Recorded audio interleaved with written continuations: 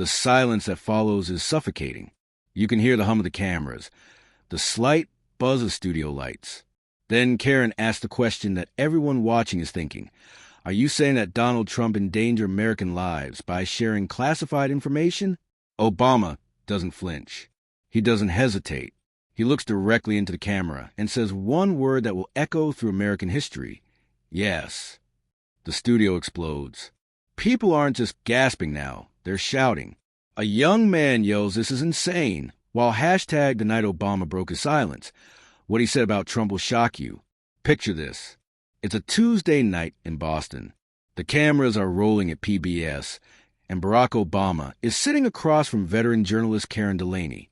The studio is packed with students, journalists, and ordinary citizens who think they're about to watch a standard political interview. They have no idea they're about to witness history.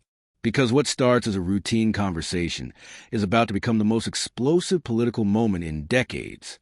Within minutes, Obama is going to reveal secrets about Donald Trump that will send shockwaves through every newsroom in America.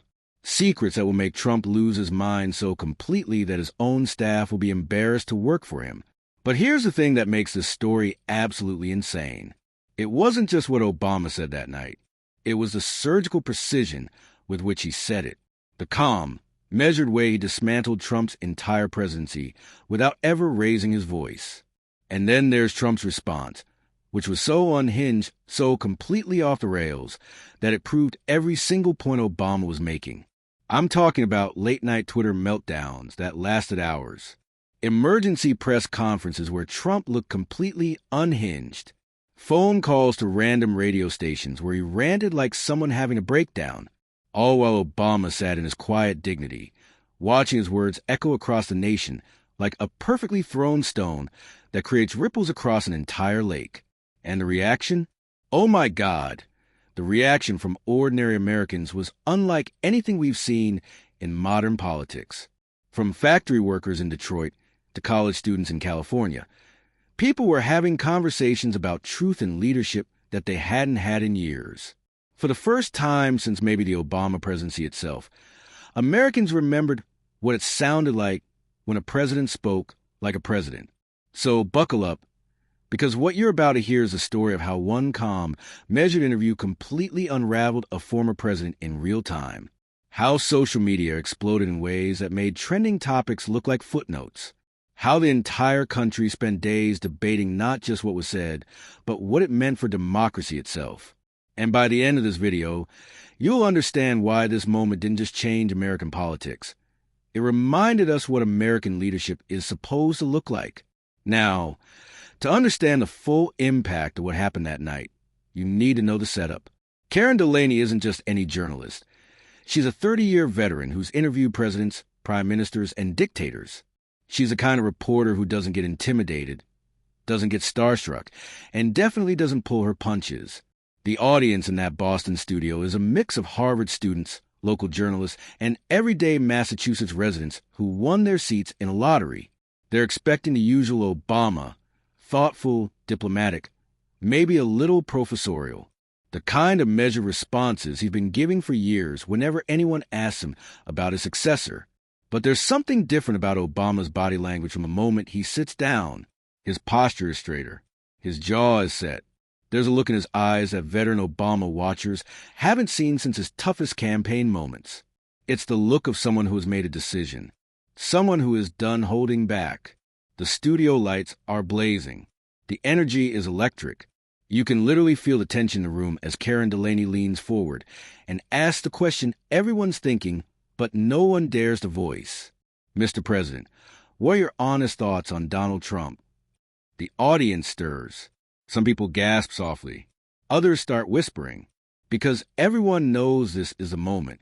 This is when Obama either gives another diplomatic non-answer or finally says what millions of Americans have been waiting years to hear. Now, for years, Obama has been the picture of restraint. Measured, diplomatic, refusing to take the bait no matter how many times Trump attacked him on social media. Remember, this is a man who stayed silent while Trump questioned his citizenship, attacked his presidency, and called him the worst president in history on an almost daily basis. Obama's advisors, his friends, Even his family had been telling him for years to hit back, to defend himself, to set the record straight. But Obama always took the high road. When they go low, we go high, right? That was his mantra. That was his brand. But something about this night feels different. You can see it in his eyes, in the way he pauses before speaking. The silence stretches on for what feels like forever, and you can hear the audience holding their breath.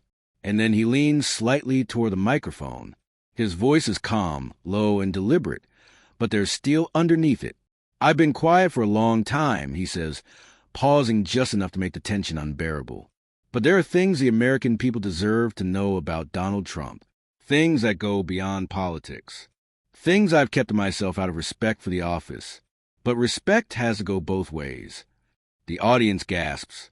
A literal, audible gasp that you can hear through the microphones. Phones start lighting up in the studio, like someone just set off fireworks.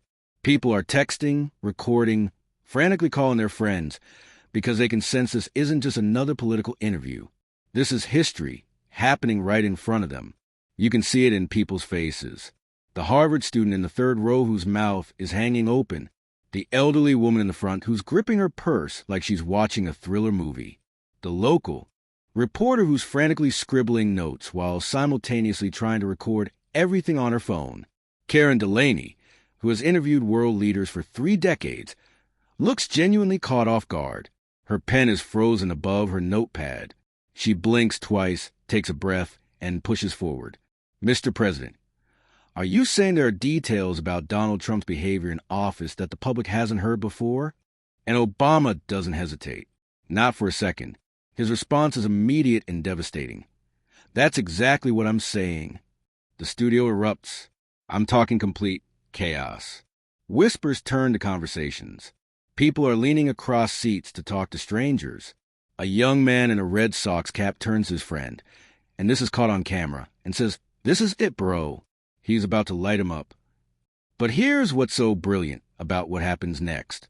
While the audience is losing their minds, Obama just sits there, calm as a lake on a windless day. He's not shouting. He's not gesticulating wildly. He's not playing to the crowd. He's just speaking truth with the kind of quiet authority that only comes from 8 years in the most powerful office on earth. And that's when he starts talking about the phone calls. Obama leans forward slightly and says, "Let me give you one example. There was a phone call Donald Trump made while in office. Late at night. I was briefed on it. He spoke not as a president representing the United States, but as a businessman protecting his own brand." The air in that studio becomes thick. You can practically feel the weight of those words settling over everyone.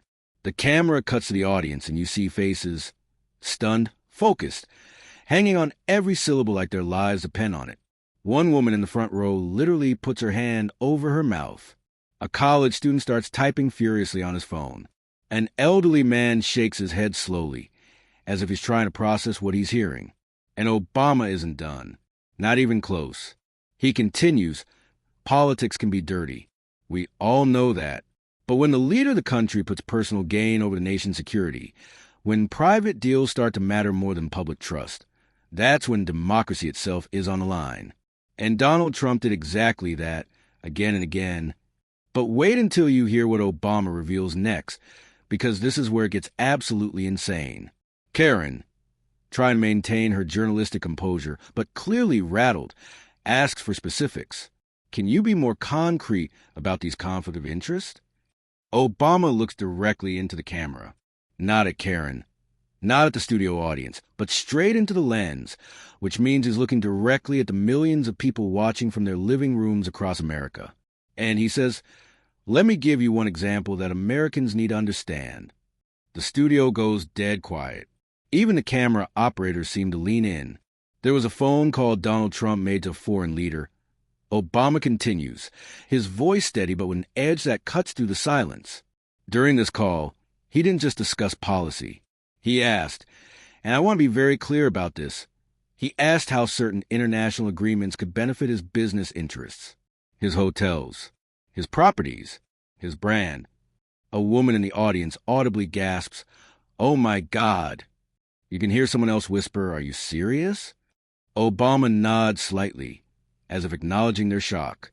I sat in briefings where intelligence officials had to explain to us which of Trump's decisions were made for national security reasons and which ones seemed designed to help his business empire.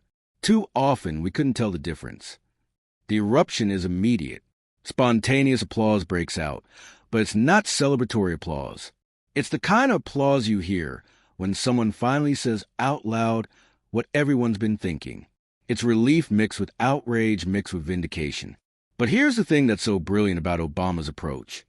His voice never changes. He's not yelling. He's not pounding the podium. He's not insulting anyone. He's just calmly stating facts with the authority of someone who was actually there, who actually saw it happen. This isn't about me, Obama says, waiting for the applause to die down. And it isn't even just about Trump. It's about what we as a people are willing to tolerate. Do we want a leader who treats the Oval Office like a bargaining chip? Or do we want a leader who respects it as the sacred responsibility it is? The words land like precision strikes. Every phrase calculated. Every pause deliberate. This isn't a political attack. This is a masterclass in how to deliver devastating truth with unshakable dignity.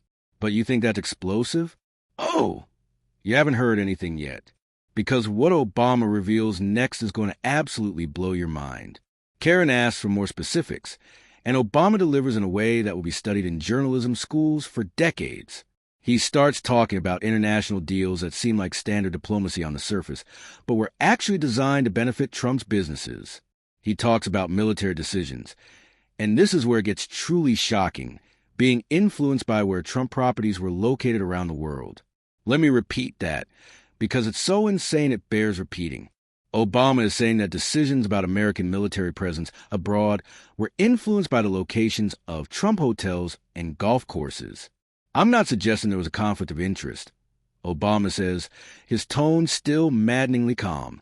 I'm saying there was no line for him between serving the country and serving Donald Trump.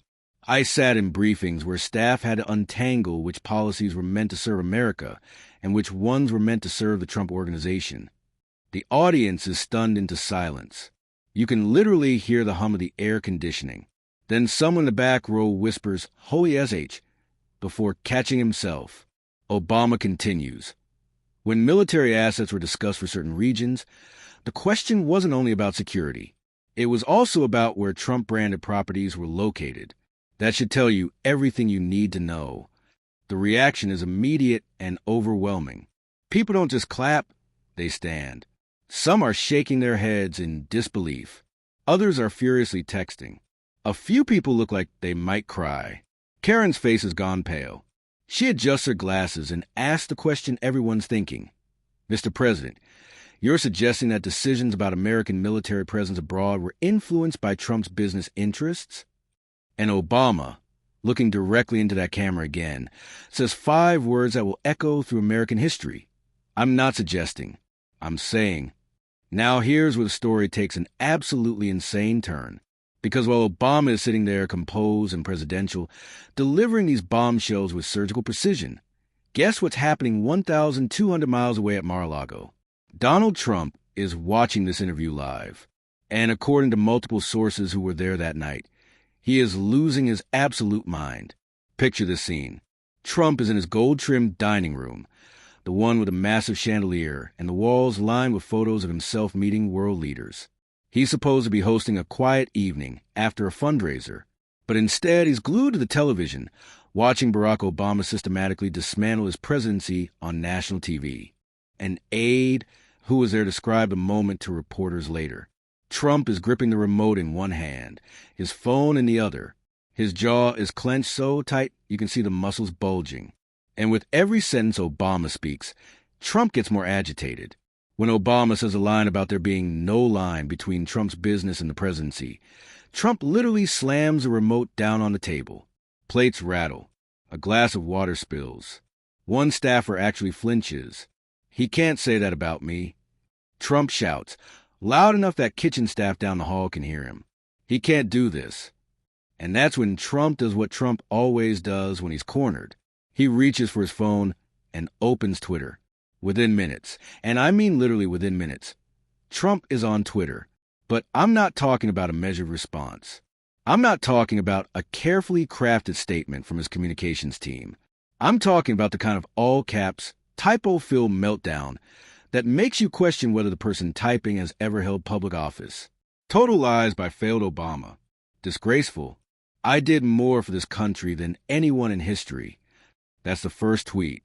Posted at 9:47 p.m. while Obama is still talking on live television. But it doesn't stop there. Oh no, it gets so much worse. Over the next 30 minutes. And remember, the interview is still happening. Trump fires off tweet after tweet, each one more unhinged than the last. He calls Obama the worst president ever. He accuses the media of staging the interview.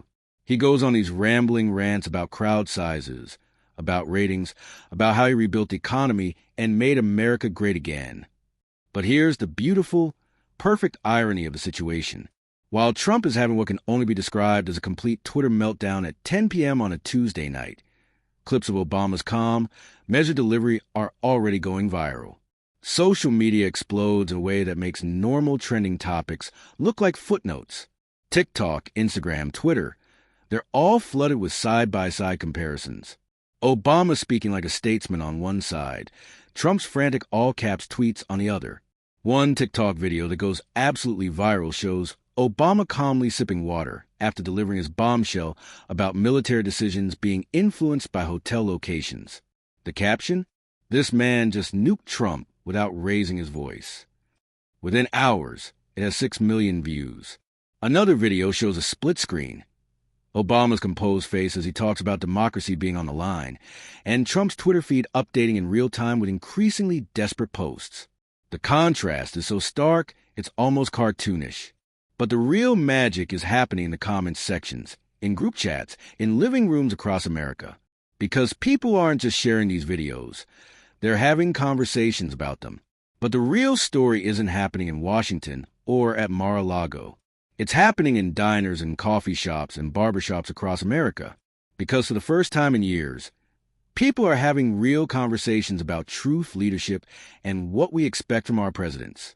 In a diner in St. Louis, a group of factory workers are huddled around the TV near the counter, asking the waitress to replay Obama's statement over and over. Play that back. Play that back. One of them keeps shouting. A woman in her 40s, wearing a grease-stained apron, shakes her head and says, "If that's true, then we've been played for fools." All of us. In Austin, Texas, college students are gathering in dorm common rooms, shouting at the screen. No way, he just said that. One kid yells, pacing the floor with his hands on his head. Another chimes in. Dude, he didn't just say it, he owned it. This is receipts. This is literally receipts. Even in small towns like Billings, Montana, bar patrons are leaning over their beers as the local news interrupts regular programming to replay the moment. One old rancher, a guy who's probably never agreed with Obama on anything, shakes his head and mutters, "Never thought I'd hear one president call another out like that live on TV. But damn if it didn't need saying." And social media is amplifying every single one of these reactions. Influencers are dissecting the clip in real time, some with serious political commentary, others with memes that spread like wildfire across the internet. Political commentators are scrambling to keep up. CNN runs a headline, "Obama drops bombshell allegations," in live interview. Fox News tries to spin it as partisan attacks with banners reading, "Obama targets Trump again." MSNBC leans into the drama with "The night everything changed." But the most telling reactions are coming from ordinary people. A nurse in Minneapolis posts on Facebook, "I've worked through chaos these last few years, but hearing Obama say what we all suspected, I'm literally shaking." A teacher in Tucson writes, "I hope my students watch this. This is how history is made. Truth on display without spin or anger. Even celebrities are weighing in." A well-known actor tweets, "Obama with the mic drop of the decade. Calm, surgical, devastating." A famous musician adds, "This is the interview that's going to be studied 20 years from now." The digital storm becomes absolutely unstoppable. But while social media is celebrating and debating, sources at Mar-a-Lago are leaking that the compound is in complete chaos. But Obama still hasn't dropped his biggest bombshell yet. And when he does, it's going to send shockwaves through every corner of American politics. Back at the PBS studio, producers are frantically getting updates from their news desk about the social media explosion happening in real time. They slide Karen a note that simply says, "Trump melting down on Twitter and radio. Ratings through the roof. Keep going." Karen glances at Obama, takes a breath, and decides to go for broke. "Mr. President," she says, "I have to ask you about something even more serious.